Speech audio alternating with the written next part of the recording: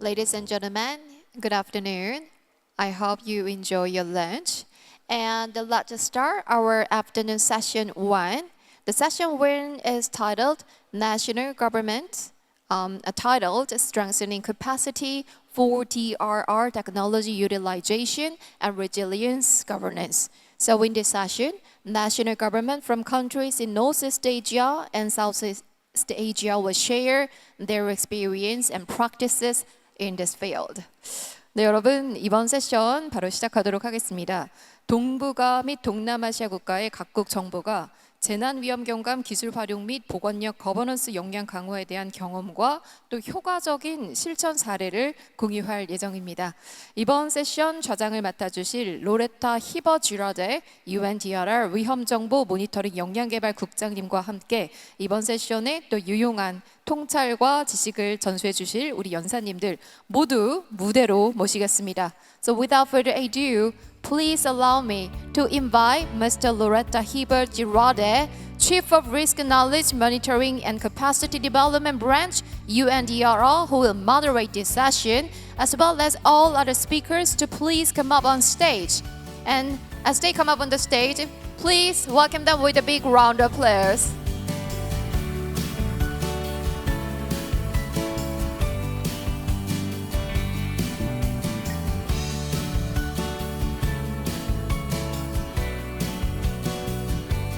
So I invite all of the speakers to the stage. 네, 그리고 이번 세션에 발표를 맡아주실 모든 스피커분들을 무대로 모시겠습니다. So all the panelists for the session 1, please come up on the stage. 네, 여러분 다시 한번 우리 스피커분들이 올라오고 계시는데요. 큰 박수로 환영해 주시기 바랍니다.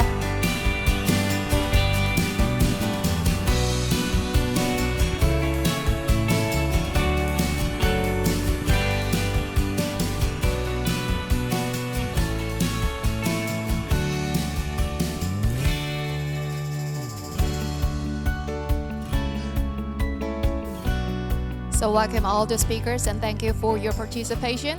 And now I'd like to pass the microphone to our moderator, Loretta Hebert Girardet. The floor is yours.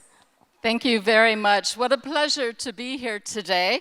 And I'm very excited to be able to moderate today's first session where we're really going to hear about the country experiences of our guests today. So this session is Northeast and Southeast Asia Leaders Roundtable. And the aim of today's session is to really learn about the experiences and the effective practices in strengthening capacity for the use of DRR technology and the governance of resilience. And the session will also highlight DRR capacity development, as well as policy, institutional, financial, and partnership enablers for DRR capacity building. And of course, it will also explore the role of international cooperation to support capacity building for disaster risk reduction. So I'm very pleased to be able to introduce the panel participants today who will be sharing their experiences and their lessons. And I'd like to start with Mr. Song-Won Lee, who's the Director of Natural Disaster Response Division, the Ministry of the Interior and Safety from the Republic of Korea. Mr. Baasansuren Demberelnyam, who's the Director, Disaster Risk Management Department of the National Emergency Management Agency from Mongolia. Mr. Souphonesay Lorphengsy, who's the Deputy Director General, the Department of Social Welfare from the Ministry of Labor and Social Welfare from Laos, PRD. Mr. Emanuel T. Balajadia, who's the Acting Chief of Plans, Programs, and Project Development Management from the Office of Civil Defense in the Philippines. Mr. Prasong Thammapala, Director of Information Technology and Communication from the Department of Disaster Prevention and Mitigation from Thailand. And Ms. Hong Yong, who is the Head of Community-Based Disaster Risk Reduction from the Vietnam Disaster and Dike Management Authority from Vietnam. So as you can see, we have quite a distinguished panel today, and we're going to be hearing their lessons, and they will be sharing with us their experiences. The way the session will be conducted is in the form of presentations, followed by a brief discussion and questions and answers. So please do listen, and this is your opportunity to ask some of the presenters questions. Each of the presenters has 8 minutes to share their learnings and to share their experience, and I would kindly ask the presenters to remain in the time frame that's been allotted so that everyone has a chance to participate. So with no further ado, it's really my great pleasure to introduce the first speaker, who is Mr. Songwon Lee. As I've mentioned, he's the director of the Natural Disaster Response Division from the Republic of Korea. And before I give you the floor, let me please first offer my gratitude to the Republic of Korea for all the support they have been giving to UNDRR and for disaster risk reduction capacity building over the years since we first established the UNDRR ONIA and Getty office here in 2010. Truly, the government of Korea has shown great leadership in supporting efforts worldwide to build capacity in DRR, and for this we are very grateful. The floor is yours, Mr. Songwon Lee.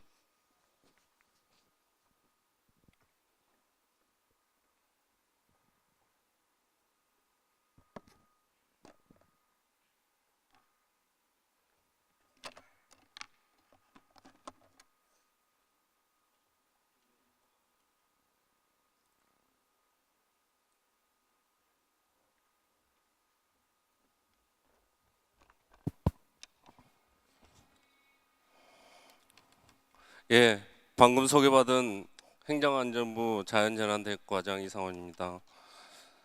제가 발표할 것은 한국 첨단 과학을 활용한 대규모 복합재난 대응 사례라는 주제로 우리들의 경험을 소개하겠습니다. 목차는 5가지 정도로 분류해서 말씀드리겠습니다. 세계는 재난을 어떻게 보는가부터 어떻게 재난 피해를 줄일 수 있는지를 이론적으로 접근한 후 우리나라에서 대규모 재난 피해를 줄였던 사례를 정책 중심으로 소개해드리고 우리들이 할 수 있는 방법이 무엇인가 하고 미래를 준비할 때 어떻게 하는 게 좋겠는지를 말씀드리겠습니다. 전 세계적으로 재난 평가를 할 때 어떤 방식으로 할까요? UNDRGAR 2020년도 리포트를 보면 해답을 찾을 수 있을 겁니다. 3가지 요인으로 볼 수 있습니다. 위험성, 취약성, 노출 정도입니다. 첫 번째 위험성이란 무엇인가? 사람이 시설에 피해를 줄 수 있는 활동, 즉 기상이나 수문, 지질, 기술 및 사회적 요소를 말합니다. 두 번째 취약성은 위험의 영향에 취약해지는 것을 증가시키는 물리적이고 환경적인 조건을 말합니다. 세 번째 노출 또는 사람, 시설이 이런 위험성에 얼마나 자주 접하인가입니다. 즉 위험이 취약성과 노출 정도와 결합하면 위험의 영향을 증가시키고 취약성이 대처 능력을 감소시키는 기 때문에 재난의 피해가 발생할 가능성이 높아지는 것이라고 접근하고 있습니다. 그럼 우리들은 어떻게 대규모 재난 피해를 줄일 수 있을까요? 위험성, 취약성을 줄이는 방법이 이상적이라고 생각합니다.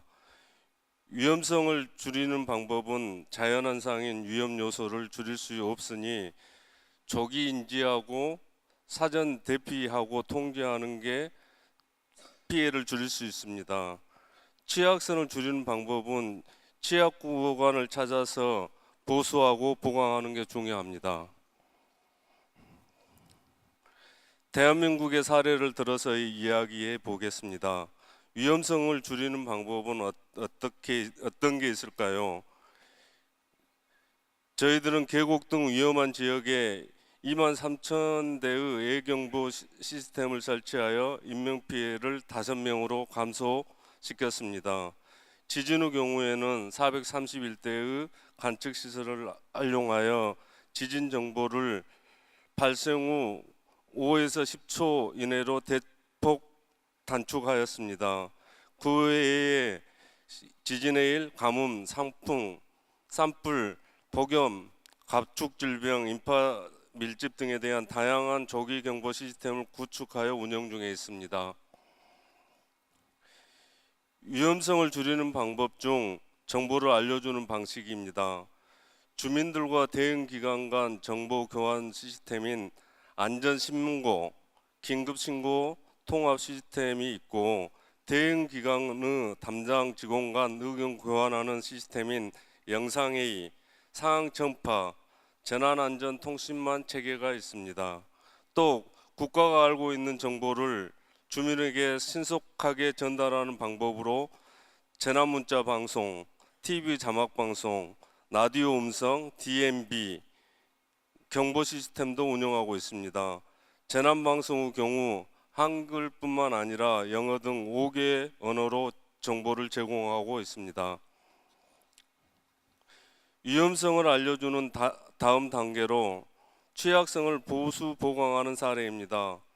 우리나라는 일반 건설 사업과 달리 재난관리 관점에서 보수 보강하는 제도가 있습니다. 대표적으로 제2위험지구 정비 사업과 우수 유출 저감 시설을 하는 사업입니다.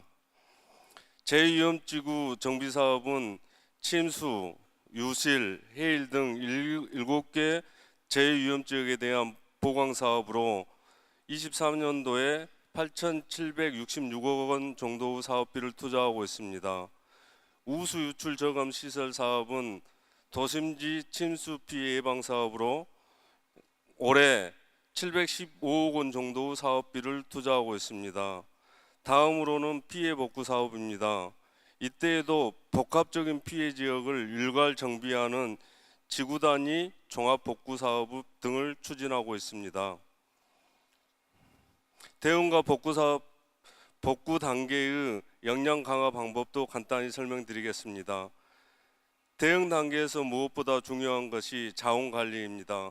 그래서 재난 유형별 필요한 자원을 사전에 등록 및 보관하고 재난 발생 시 지자체별로 필요한 자원 요청이 있을 경우 개별 물류 창고에 있는 자원들을 확인하고 신속하게 배송하는 재난자원 통합관리 시스템을 구축 운영하고 있습니다. 그 외에 위기관리 매뉴얼에 복구 및 이재문에 특화된 관리 시스템도 구축하고 있습니다. 앞서 설명드린 위험성을 줄이면서 취약성을 보강하는 활동, 대응과 복구 활동 등과 병행하여 지속 가능한 제도 운영이 중요하다고 생각합니다. 그중 몇 가지만 설명드리겠습니다. 지방정부별로 자연재해, 과거 피해 등을 조사하여 유형별 위험지구와 투자 우선순위 등을 제시하는 방제 분야 최상위 계획인 자연재해 저감 종합계획 제도를 운영하고 있습니다. 이는 재난경감 활동을 지속 가능하게 해주는 법정 계획으로 중장기적 개선 계획이 수립되고 보수 봉황을 될 수 있도록 합니다. 또한 각종 행정계획이나 개발계획으로 국토 형상이 변경될 경우 사업 시작 전에 재위험 요인을 분석하여 근본적인 저감 대책이 병행될 수 있도록 재해영향평가 제도를 운영하고 있습니다. 그 외에 지역별로 안전도를 진단하여 공개함으로써 스스로 지역 안전에 관심을 가지도록 하는 지역 안전 지수 등 다양한 제도를 운영하고 있습니다. 우리나라에 적용하고 있는 위험성을 빨리 알려주는 방법과 취약성을 보수 보강하는 방법을 설명드렸고, 이러한 것들이 어떻게 현장에서 적용되어 피해를 줄이는가를 설명드리겠습니다. 금년 10월 미국 허리케인 헐린과 밀턴의 사례를 보면 헐린으로 200명이 사망했고 밀턴 상륙 시 16명이 사망했다고 보도되었습니다. 한국에서는 2003년 여름철 594mm의 비가 내렸고 53명이 사망하였습니다. 24년도에는 506mm의 비가 내렸고 5명이 사망하였습니다. 이렇게 차이가 있는 걸 보면 조기 경보, 안전시설 등 각종 인프라가 잘 갖춰져 있어도 실제 현장에서 작동되어야 한다고 생각합니다. 그래서 재난안전 의무 교육, 위험예경보 시 부단체장 직보체계 등 지역 재난관리가 부단체장 중심으로 현장에서 작동되도록 하였고 지역 상황실 책임자를 국장급으로 상향하는 등 신속한 대응이 가능하도록 조치하였습니다. 또한 시군, 읍면동, 이통장 등 시민들과 함께 협력체계를 구축하고 풍수해 및 산사태 주민 대피 훈련을 실시하여 피해를 줄일 수 있었다고 생각합니다. 이러한 사례들이 금년 경기도 평택, 오산, 충남도 서산, 대전 서구, 경북 안동, 영양 등에서 잘 작동되어 신속한 통제와 주민 대피로 인명피해를 방지하였고 금년도 인명피해를 줄일 수 있었다고 생각합니다. 그럼 앞서 설명드렸던 내용들을 종합해보면 우리들이 할 수 있는 부분이 있지 않을까 생각됩니다. 첫 번째, 위험성을 줄이는 방법으로 조기경보 시스템을 확충해서 빨리 많은 사람들에게 알려줘서 대피하고 통제하는 게 중요합니다. 두 번째, 취약성을 줄이는 방법으로 취약한 구간을 찾아서 구조적으로 예방사업 등의 방법으로 지속적으로 보강하는 게 중요합니다. 세 번째, 위험성과 취약성을 줄이는 활동 등이 지속 가능하게 하는 제도를 만드는 게 중요합니다. 네 번째, 앞선 활동들을 가능하게 하는 것들은 모두 우리들입니다. 사람들이 전문성을 갖추고 현장 대응을 강화하는 등 얼리 액션이 매우 중요합니다. 그럼 우리들은 미래를 어떻게 준비해야 할까요? 앞선 네 가지 방법 외에도 중요한 게 우리들에게 잠재적 위험으로 올 수 있는 것들, 즉 기후위기, 사회환경 변화 등 재난환경 변화를 이해하고 준비해야 하는 게 중요합니다. 마지막으로 우리나라 속담으로 이런 게 있습니다. 하늘은 스스로 돕는 자를 돕는다. 한자로 진인사대천명 등으로 표현된다고 하죠. 사람들이 근본이 되어서 모든 일을 준비하고 최선을 다한다면 하늘도 우리를 도울 거라 믿습니다. 감사합니다. 경청해 주셔서 감사합니다.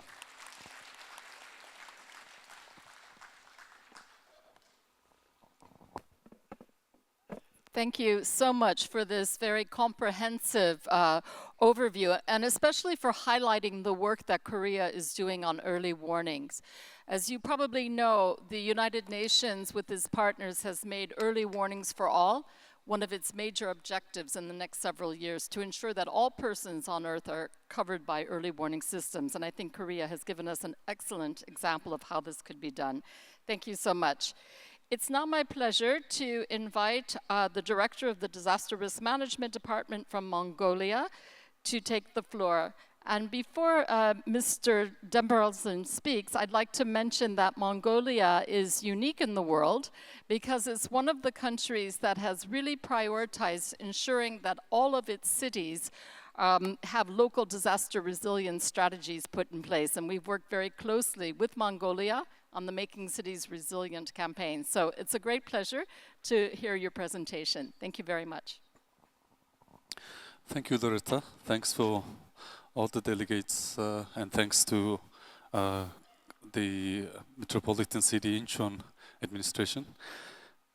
My presentation would go through the policy measures in terms of DRR, how Mongolia is working on capacity building, and also some of the disaster profile that we have, how we are actually dealing with those disasters.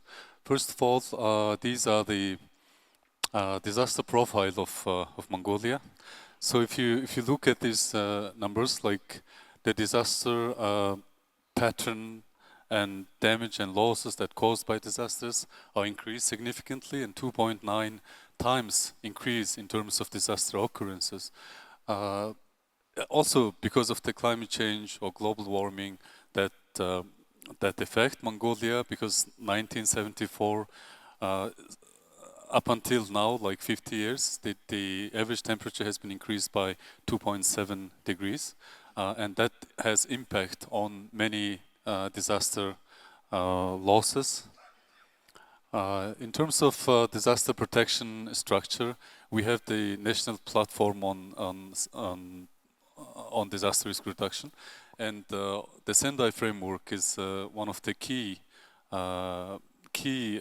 route map or key agenda for Mongolia. So we have actually adopted our own midterm strategy in compliance with the Sendai framework, and also established the national and local platforms in all the provincial administration. And we have also made sure communities, the inclusiveness of these institutions, like we engaged communities and academia, research institutions, media, for instance, in these platforms on national, on disaster risk reduction. And of course, we have the emergency response, like our Korean presenter said, that we have EOCs in each level, to respond. We have the contingency plan going on, and in terms of the prevention and education, we're also working with Ministry of Education, and all these different programs on community level is going on.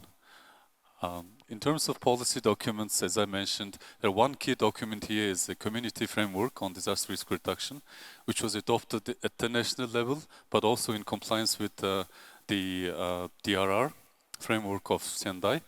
And also thanks to our colleagues of UNDRR, and also the UN Getty, Office for Northeast Asia, really for developing step by step these frameworks, and it's implemented at the national level very well.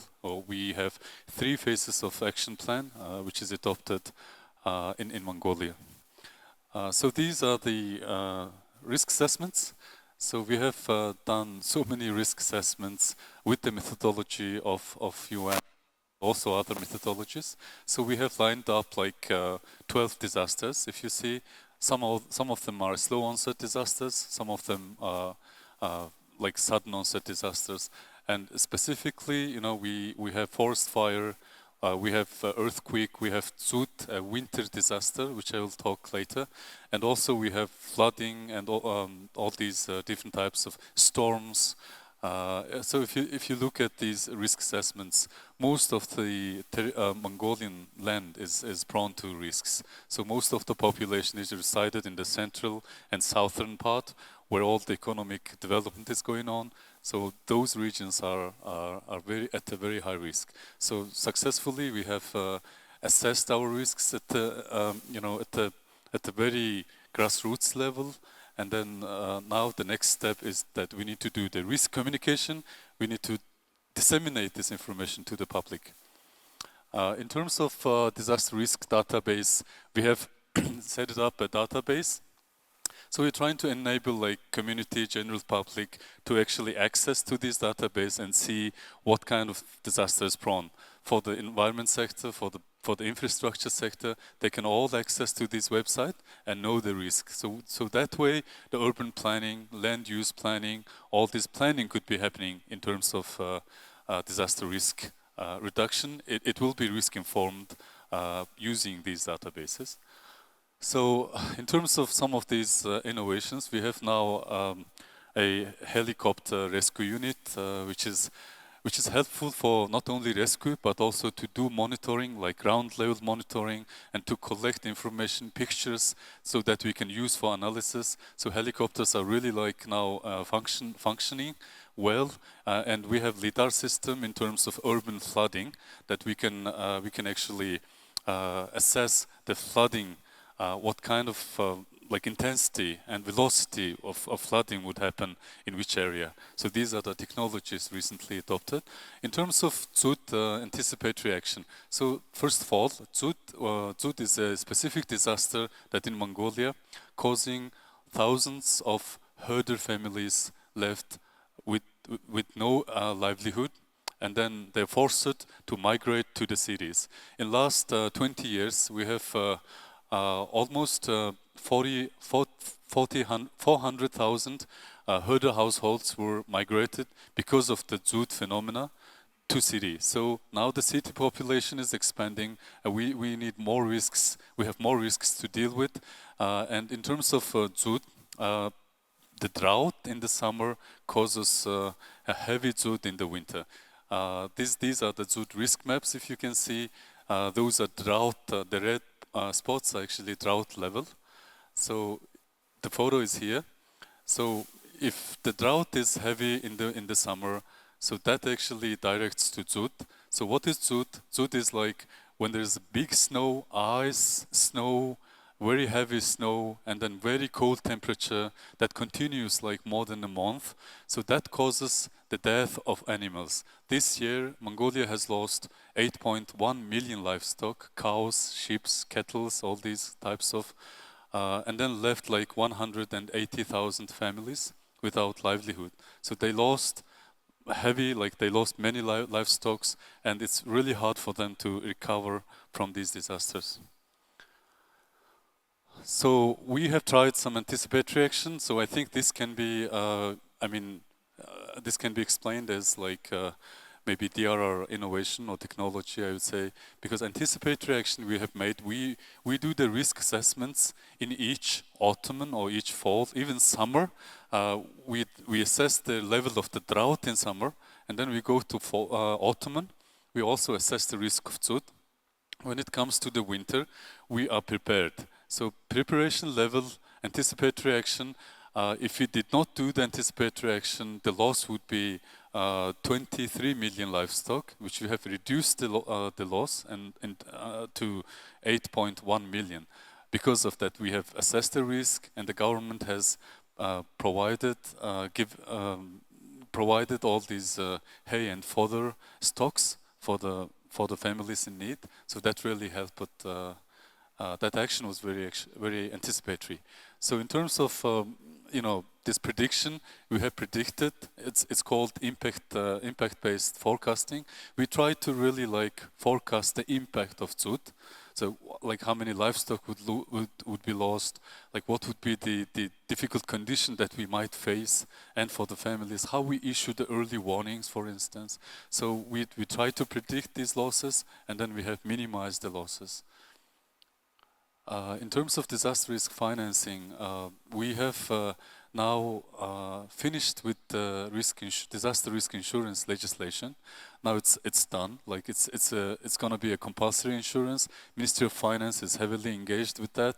So this year, zoot, almost 20% of the livestock was insured under the livestock insurance. So these are kind of risk transfer mechanism or instruments that we use in Mongolia. In terms of way forward, of course, capacity building is important, community resilience is important. So all these way forward actions would be really, we have only like 5-6 years until we're done with Sendai.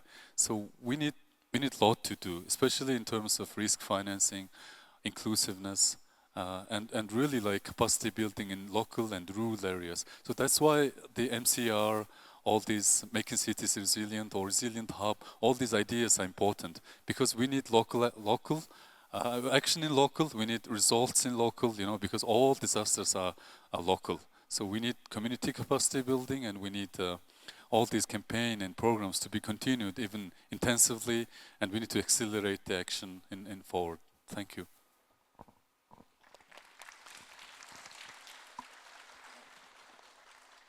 Thank you very much for that very rich presentation. And I really want to congratulate the effort that Mongolia has put into risk assessment and truly understanding the risk, but also anticipatory action, which is becoming such an important tool in disaster risk reduction to reduce the humanitarian needs. So thank you for sharing that experience. It's now my pleasure to introduce Mr. Lorphengsy, who's the Deputy Director from the Ministry of Labor and Social Welfare in Laos. And I would like to mention that Laos PDR really gives a very high priority to DRR through its national strategy on DRR, which goes to 2030, which is placing a great emphasis on local level action and also community resilience. The floor is yours, please.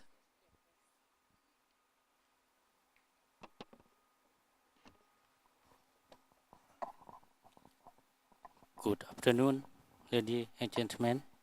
Today I will be discussing experience from Lao PDR and effective practice in strengthening capacity for disaster risk reduction, technology utilization, and resilient governance.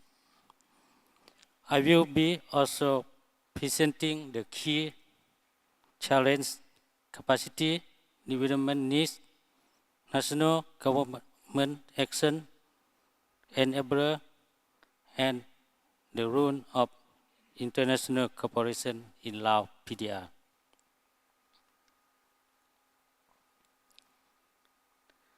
For the challenge in institutional capacity for DRR, limit technological experts in Lao PDR.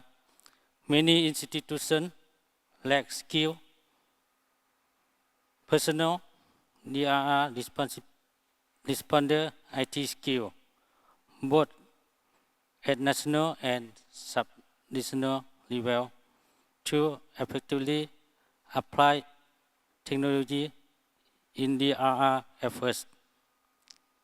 Less number of human resources is also a challenge. Coordination. Although Lao PDR have Central Disaster Management Committee, still there is vertical and horizontal coordination gap at ministerial level and among the development partners. For the funding constraints, insufficient budget allocation to support technology and capacity building initiative on DRR.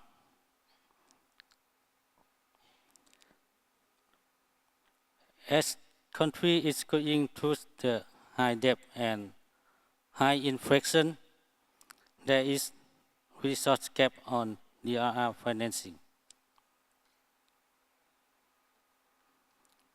Capacity development need. Training and education. There is need for training program that equips staff with the skill necessary to use new technology on DRR effectively.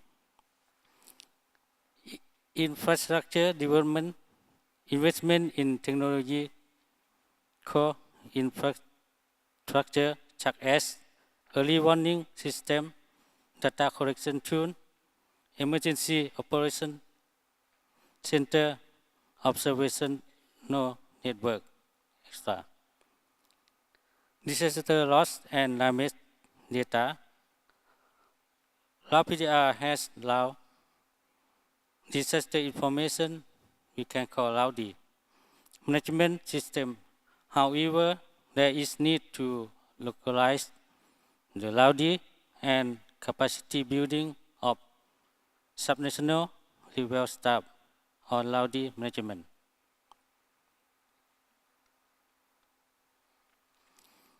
Government approach to address capacity development need. National Disaster Risk Management Framework.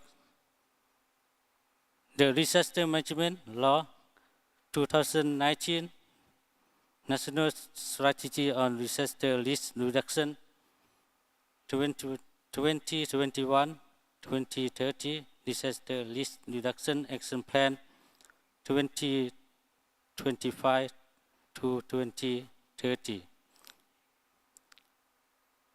Foster capacity enhancement on DRR. Drill and simulation program.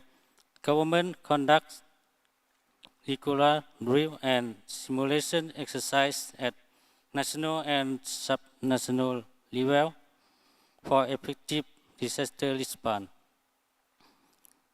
Public-private partnership.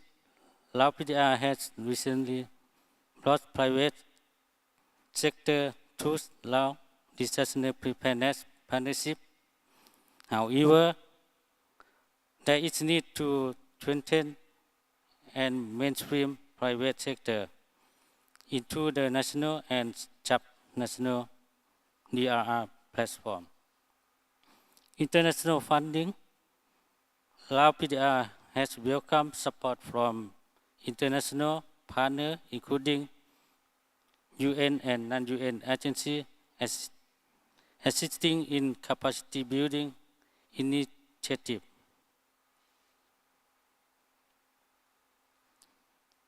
Policy enable and DRR capacity building effort. Legislative support. Lao PDR law, policy, strategy, and action plan on climate and disaster resilience, facility for reliable condition for DRR practice. Delicate coordination structure, the established and functioning of Central Disaster Management Committee that focus on capacity building and coordination. Budget allocation, the government of Laos, PDR, has contributed for limit budget for the capacity building on DRR at national and sub-national level. International funding, Lao PDR has welcomed support from international partners, including UN and non-UN agencies, assisting in capacity building initiative.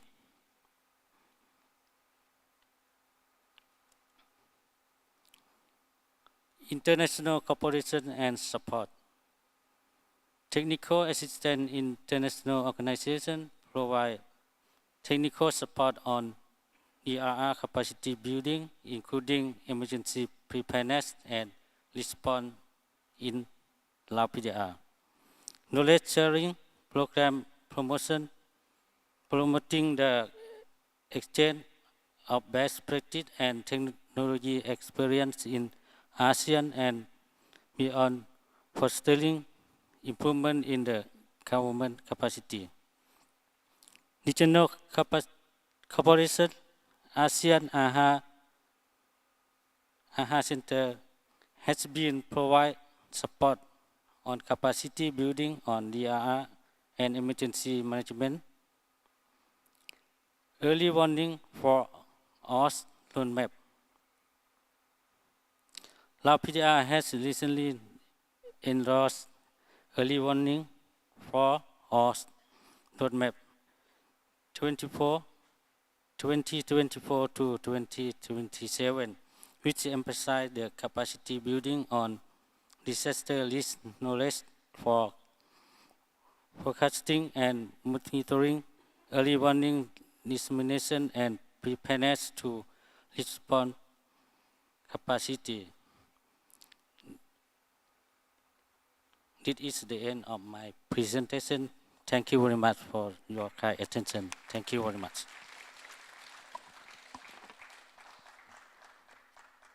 Thank you very much for that presentation. And we really did get a very good sense of the capacity development needs of Lao PDR and the fact that you are partnering at the national level, the regional level, but also the international level in order to achieve your capacity development requirements. So I very much appreciated that presentation.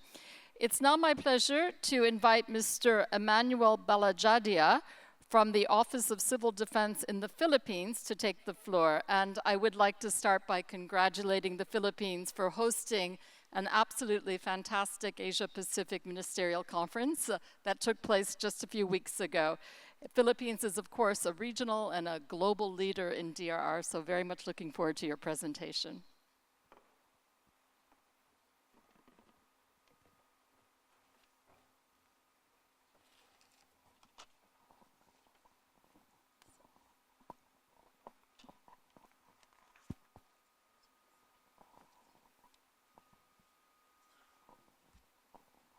Good afternoon.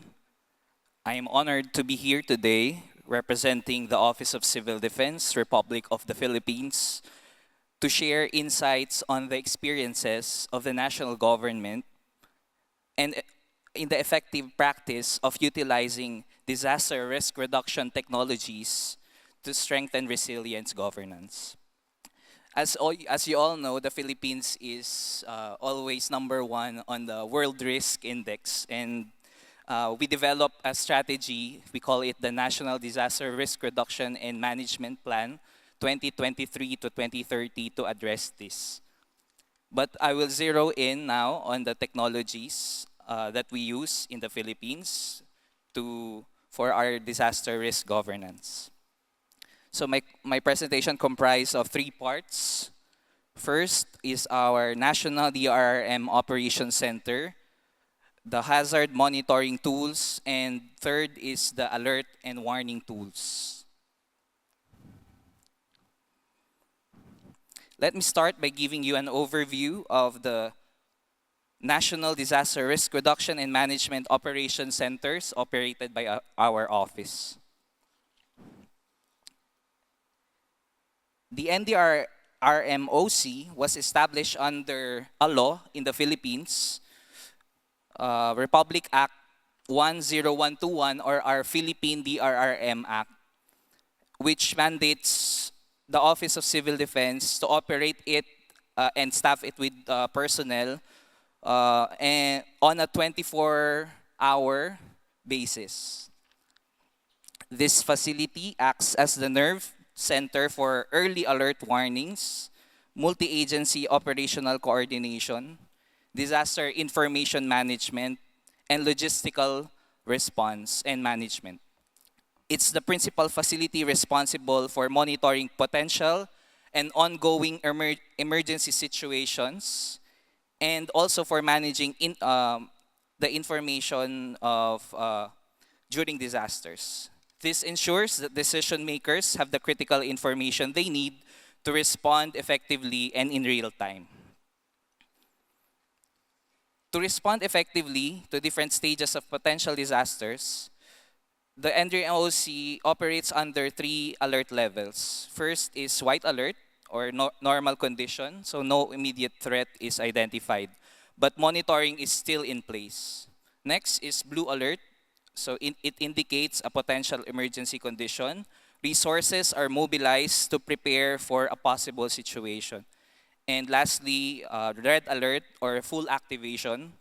This is triggered when an actual emergency condition exists, requiring a coordinated national response.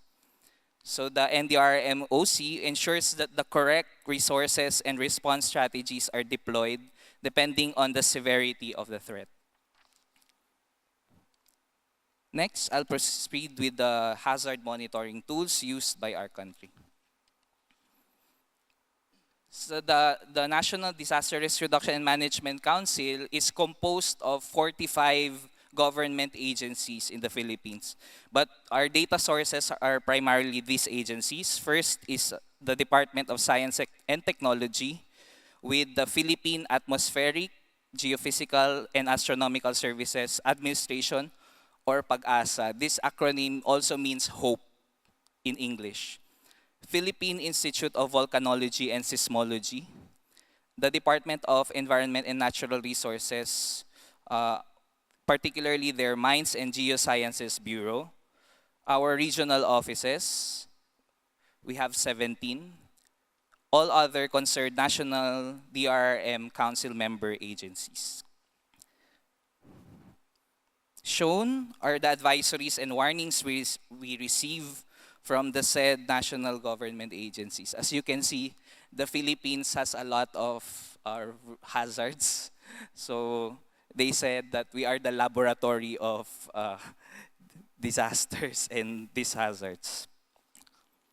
From the Philippines Weather Bureau, our office receives data including on weather forecast, flood bulletins, general flood advisories, gale warnings, rainfall warnings, climate advisories, El Nino and La Nina, tropical cyclone bulletins, forecast storm surge, and real-time cloud data.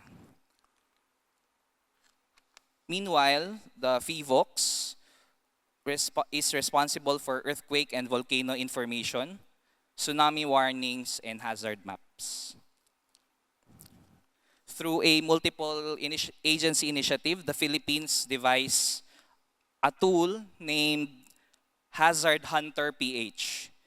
It can be used to generate indicative hazard assessment reports on the user's specified location. So it is open to the public. It is helpful as a reference for property owners, buyers, land developers, planners, and other stakeholders needing immediate hazard information and assessment. It aims to increase people's awareness to natural hazards and advocates the implementation of plans to prepare for and mitigate its effects. Also, the Philippines use the PhilAware, an early warning and multi-hazard monitoring platform developed in collaboration with the Pacific Disaster Center. It's funded by USAID. And this tool helps us monitor real-time the situation and enabling us to predict, prepare for, and mitigate disasters more effectively. Lastly, our alert and warning tools. So this is the dissemination flow of the Demberelnyam Operations Center. Once a hazard has been identified from the data produced by surveillance or warning agencies, the Demberelnyam Operations Center uses several alert and warning tools to ensure timely dissemination of critical information to key stakeholders and the general public. Initially, the hazard will be published to the official website, then it shall be disseminated through an SMS blast system, also for redundancy on facsimile emails and phone calls.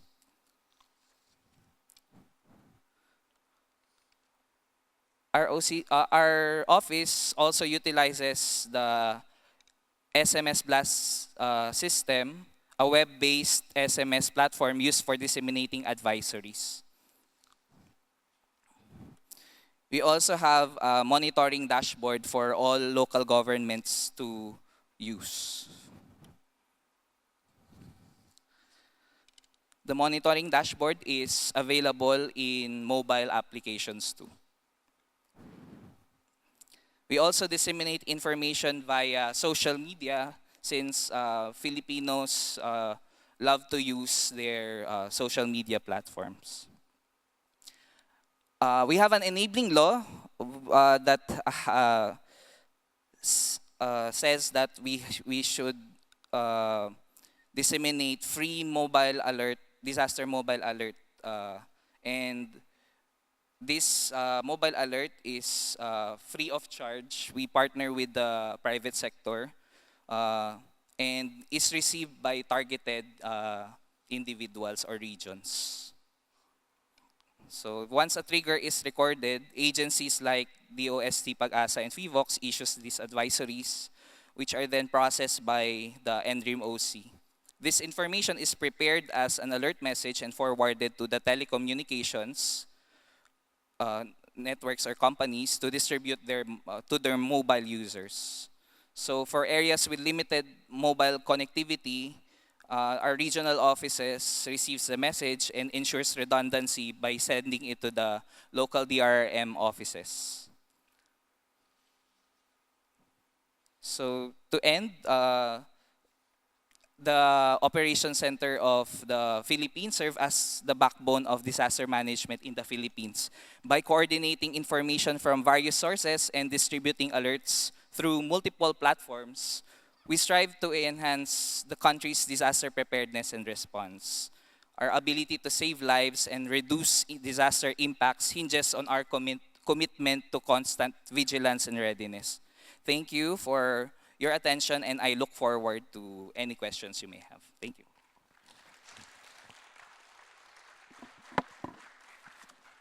Thank you so much, Mr. Balajadia. I have had the pleasure of visiting your Emergency Operations Center, so I know how successful it is. And it's really quite impressive because you can hear from the presentation that the Philippines really takes a whole of government approach, 45 different agencies collaborating. a multitude of different platforms, monitoring systems, and I think this is what makes the Philippines such a leader in DRR. So congratulations for your presentation. It's now my pleasure to turn to Mr. Prasong Thammapala, who's the Director of Information Technology and Communication from the Department of Disaster Prevention and Mitigation from Thailand. And I know that the government of Thailand has been increasingly investing in innovative technologies for DRR, and so I'm looking forward to hearing your country's experience in building its capacity for DRR technology utilization. The floor is yours, please. Thank you. Good afternoon, everyone. Today I would like to talk about early warning system and DR technology for capacity building. First of all, I would like to introduce my organization is Department of Disaster Prevention and Mitigation, or DDPM. DDPM is the principal government agency to integrate national disaster prevention and mitigation efforts so as to sustain Thailand's stability and safety.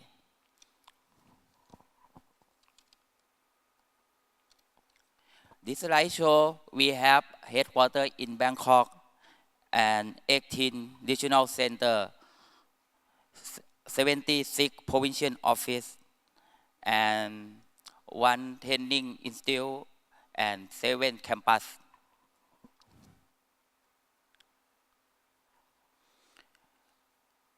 In Thailand, we have Disaster Prevention and Mitigation Act 2007 and National Disaster Prevention and Mitigation Plan. We also have its Prevention and Mitigation Plan is level like a district, sub-district, and community. And this one for the disaster risk management mechanism in Thailand. This slide shows for the early warning mechanism. That's it. I myself think that very important for the DRR. If you can forecast and you can get the message and you can send the message to the public or the community and people, that is very important. For my task, I would like to show some. This is in Thailand. My operation, we have monitoring 24 hours and 7 days. And this is for the warning network to public. We have like monitoring and analyze and how to make some accuracy message sent to the people and community. We have like many equipment like a warning tower, radio, siren, and some application like a mobile application.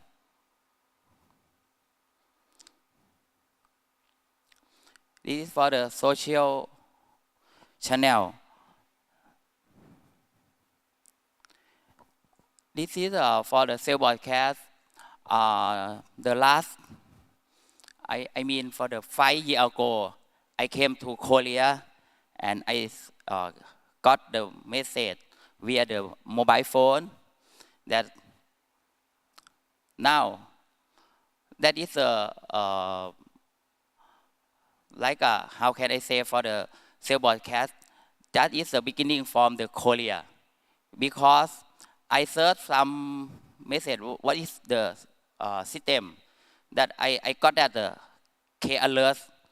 After that, when I go back in Thailand and I have studied for the cell broadcast, and for the next year, we will set up for the cell broadcast in Thailand. This is for the DSS support system. That's it. We can collect the data many agencies, including for the international agency, and how can analyze and forecast, and how can improve for the accuracy, and send the message to the people and community.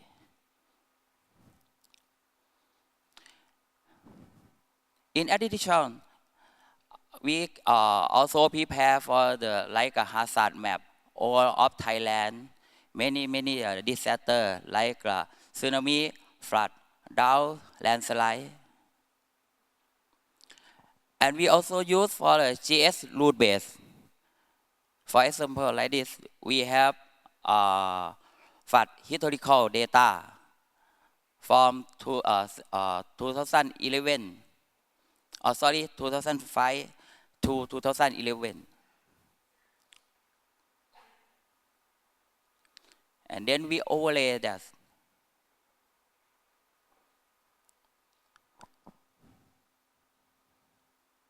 This is, if we have more information and more data, we can manage and we can decision and accuracy and more can suggest for the people or the organization.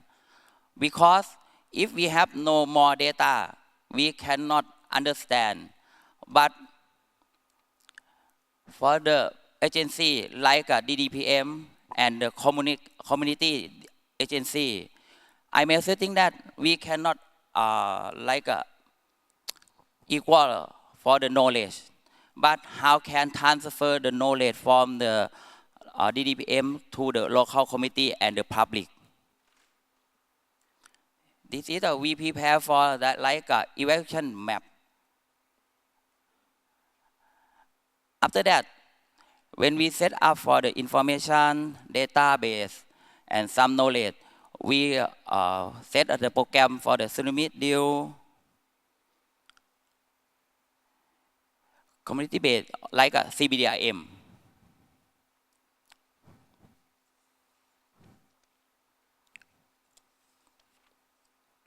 The project that DDPM used to serve the purpose of community capacity building and resilience are two major projects. The education list out of Allied Network project. The education list out of project 1. Acknowledge people in this area about hazard and disaster in community. Early warning system in the area. How to respond to hazard and disaster. The second, set up community action plan to respond to disaster. Responsible delegation, command center, communication system, evacuation route map, and official, non-official support. The People Awareness Building Program, the Allied Network Project, Information Sharing, Allied Warning Tower, Secondary Communication System, and cooperation with other stakeholders. For the international cooperation and exercise, we also have some exercise with the exercise Pacific Wave, IO Wave, Indian Ocean Wave exercise, IOC, and International Swimming Organization. And we have some cooperation with AHA Center, ADRC, and ADPC, and some international organization. Thank you very much.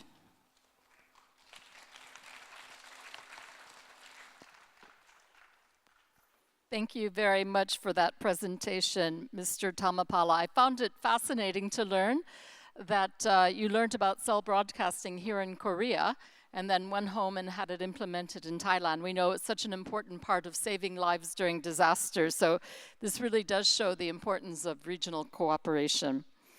It's my pleasure now to invite Ms. Hong Nguyen, who's the head of Community-Based Disaster Risk Reduction Policy Development Section from the Vietnam Disaster and Dike Management Authority in Vietnam. And we know that Vietnam does have quite a lot of experience in strengthening community engagement, which is so critical, as we heard today. Disasters happen at the local level, and so community engagement is so important, but also ensuring nationally led capacity building support to local governments. So the floor is yours, please. So, good afternoon, ladies and gentlemen. Today, I would like to introduce to you the lesson learned on the role of the coordination platform in disaster emergency response. My name is Nguyễn Thị Xuân Hồng. I'm from Vietnam Disaster and Dike Management Authority, Ministry of Agriculture and Rural Development.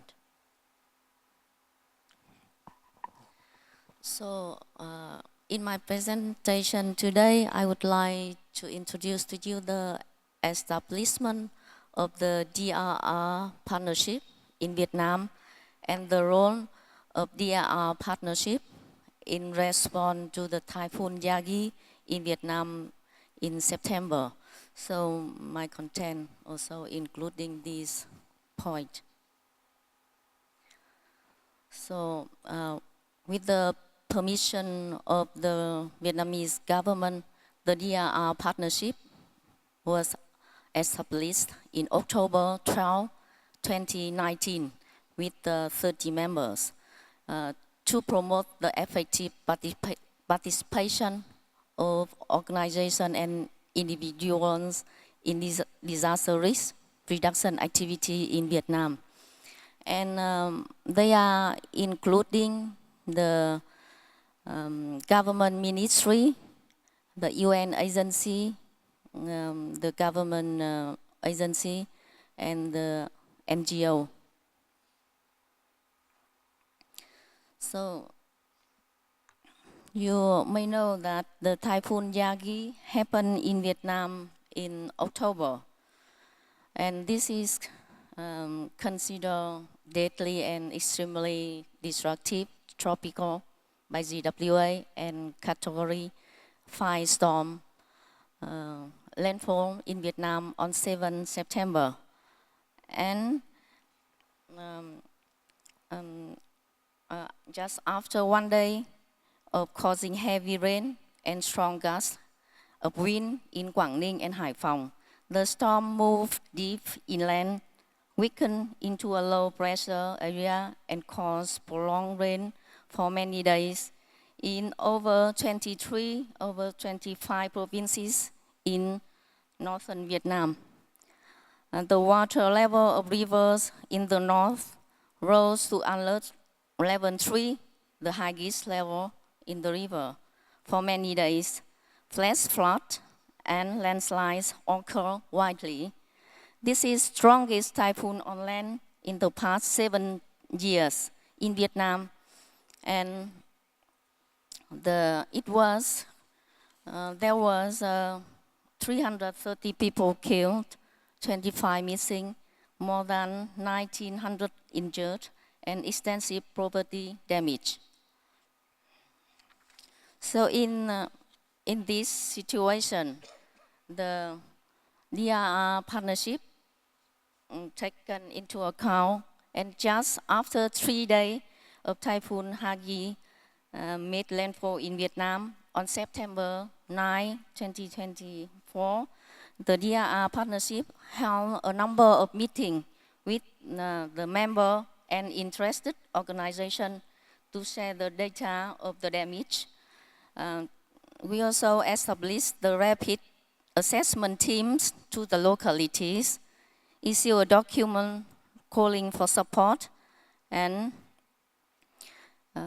we make a lot of activity in just 1 or 2 weeks. And with such activity of the DRR partnership, with the effort of DRR partnership, the first aid shipment from Australia arrived in Vietnam on September 11, just 3 days after the activity, and was delivered directly to the mountainous province of Yên Bái on the same days. And this was also followed by the aid shipment from Switzerland, India, Russian, Asian, JICA, Samaritan Bus, UNICEF, Singapore, Korea, and the other. And also the finance aid commitment from Australia, Canada, South Korea, Switzerland, and many other countries. So with the support is about 60 0.7 million US dollar and 220 ton aid goods. So I can say that the relative emergency relief activity was delivered in the timely, efficient, and non-overlapping manner across the 8 agencies. This was made possible by the coordination of DRR partnership, which enable the fast and simultaneous information shared among 8 agencies that help them to approach the real situation, then make the important and timely decision without overlapping each other.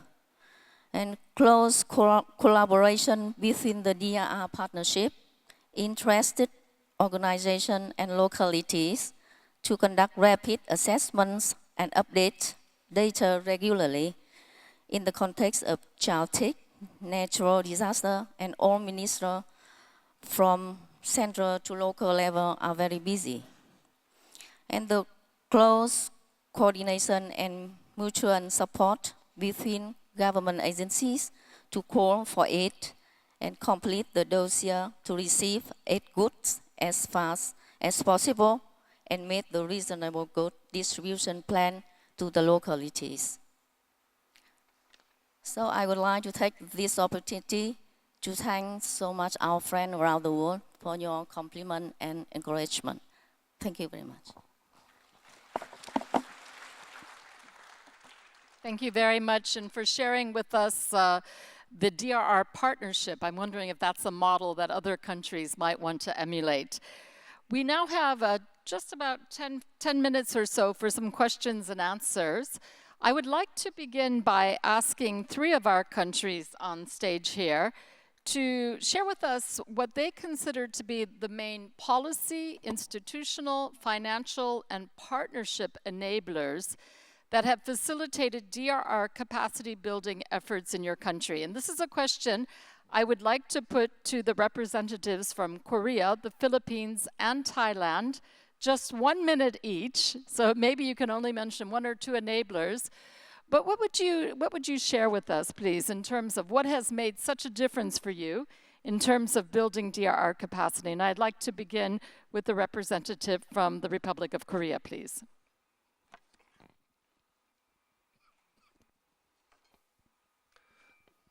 네, 우리나라에서는 지금 저희들이 계속 도시화되고 발전되면서 어떤 하천이라든 구조적인 대책들에 대해서는 어느 정도 완료가 돼서 저희들이 중점적으로 하고 있는 거는 인명피해 예방 위주로 하고 있습니다. 그래서 그런 것들을 하려고 하면 현장에 가까워 있는 민간 단체나 어떤 행정 조직이 필요하기 때문에 그런 것들에 대한 것들에 대해서 이렇게 거기 행정에 있는 이통장이라든지 자율방재단이라든지 마을 순찰대라든지 이런 것들이 잘 현장 작동성할 수 있도록 저희들이 정부에서 지원하고 있고 지금 외국에서 이야기한 것처럼 조기경보 시스템도 전달을 그분들한테 빨리 해서 하고 이제 전체적으로 인명피해를 줄이기 위해서는 일반인보다는 고령자라든지 재취약자들이 위험합니다. 그런 부분 위주로 저희들은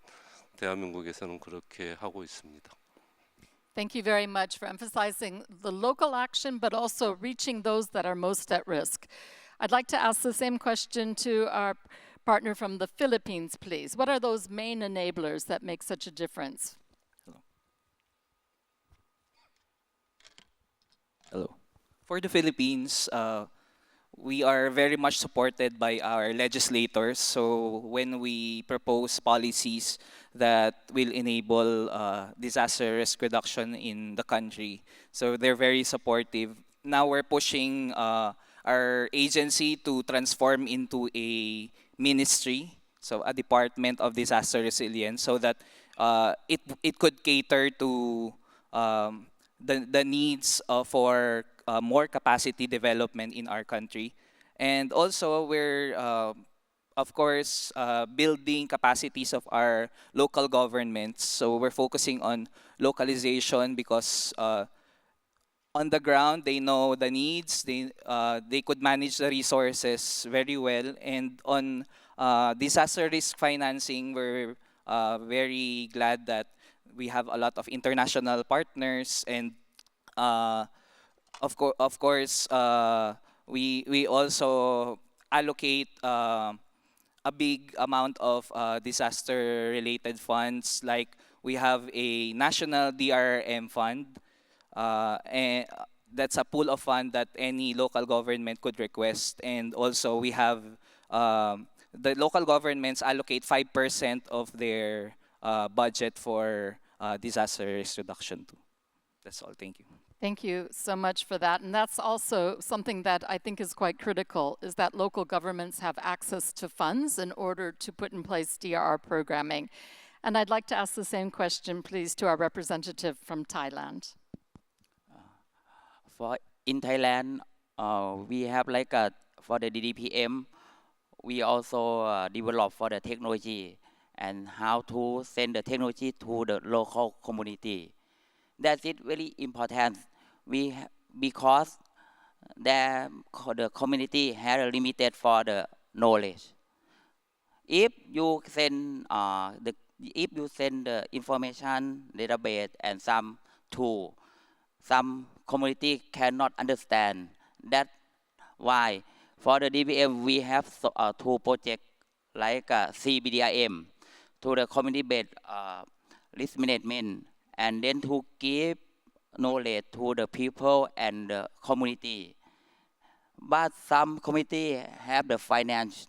They can buy the equipment by like a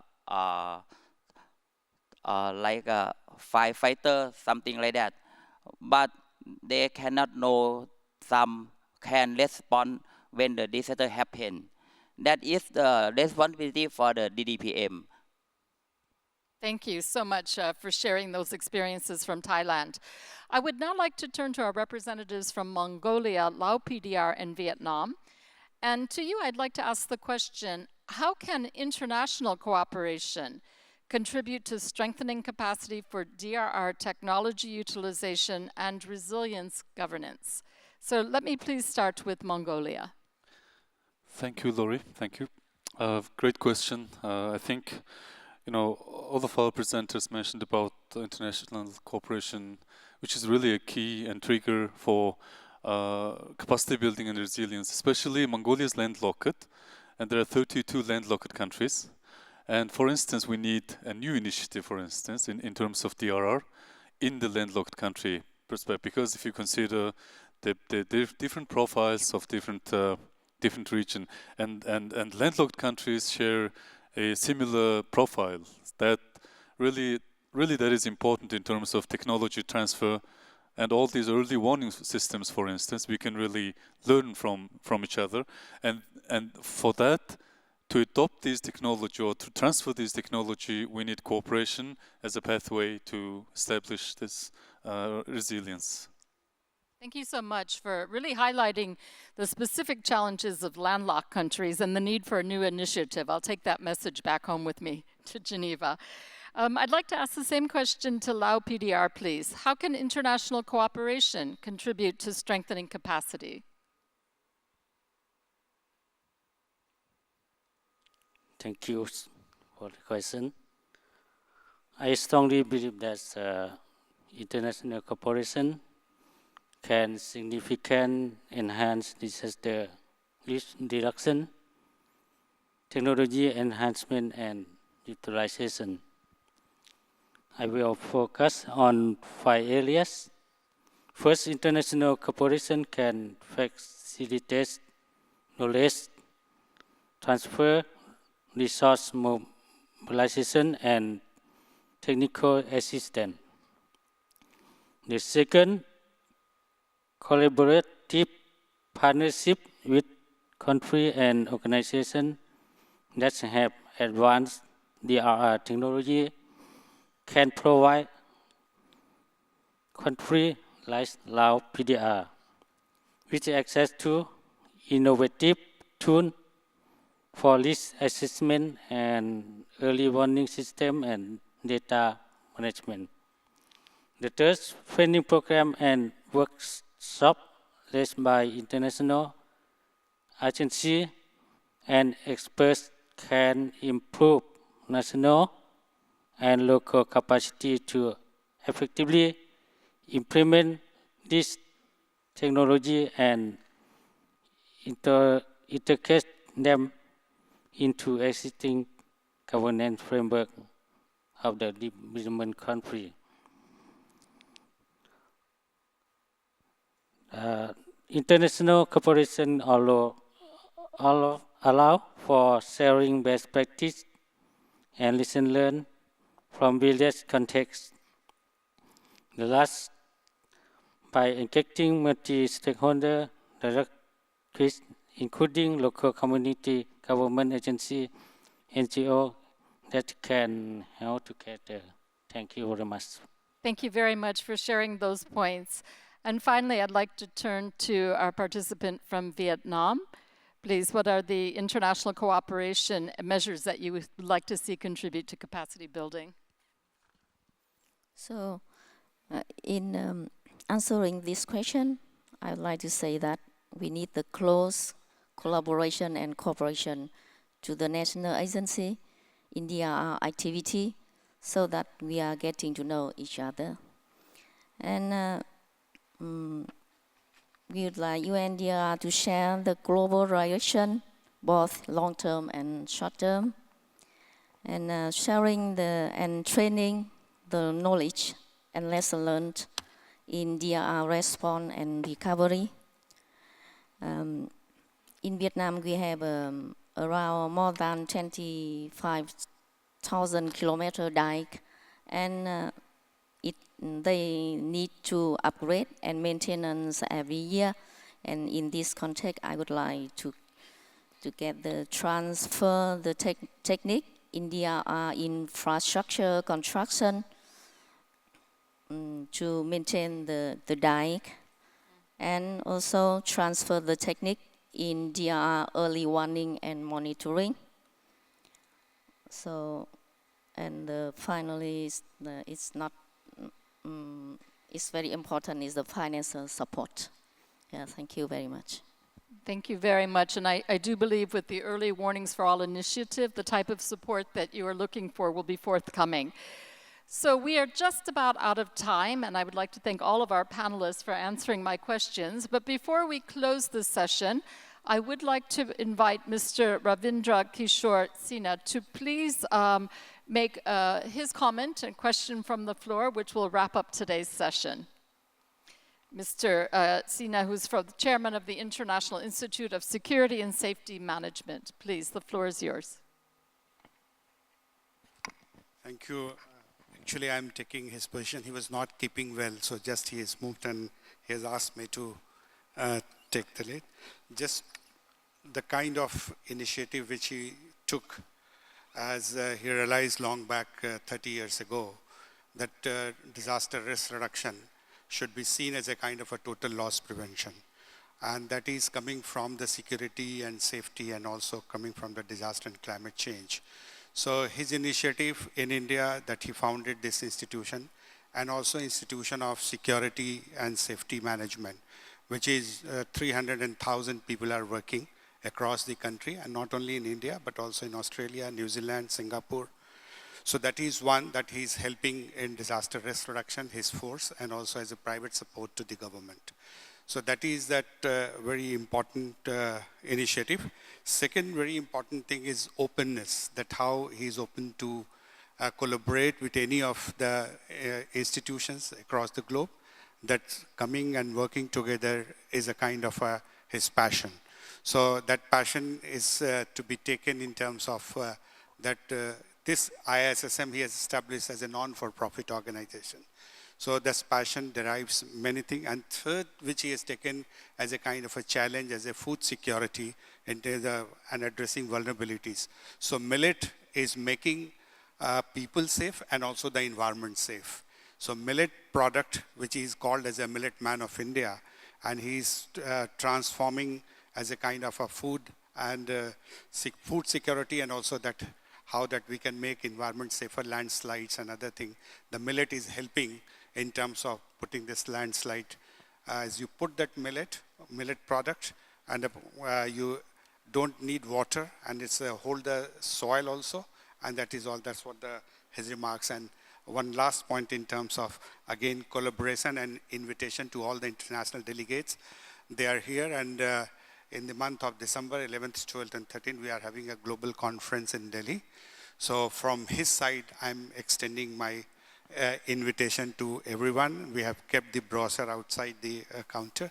So anybody is interested, we can call us, and then we can do that. And any support from ISSM or his sister institutions can be taken by this. So thank you very much for giving this opportunity. Thank you, audience.